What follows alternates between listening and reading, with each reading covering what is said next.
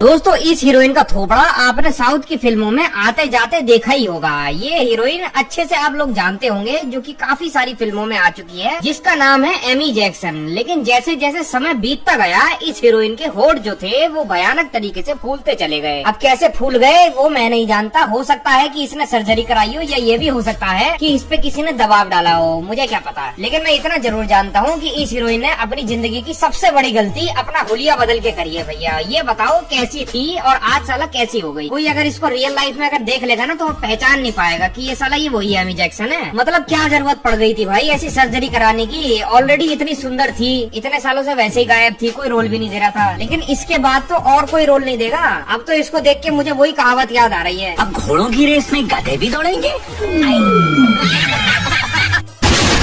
मतलब ये तो वही वाली बात हो गई दोस्तों। पहले ये बारहवीं दिखती थी, लेकिन अब ये सुसरी ओपनहाइमर दिखाई देती है। नहीं मतलब अपने क्यूट से लुक की माँ बहन एक करना कोई इनसे सीखे भाई, इनसे सीखे भाई। ये क्या है? ये कोई नींबू का रस है या फिर ये खुद ही नींबू है?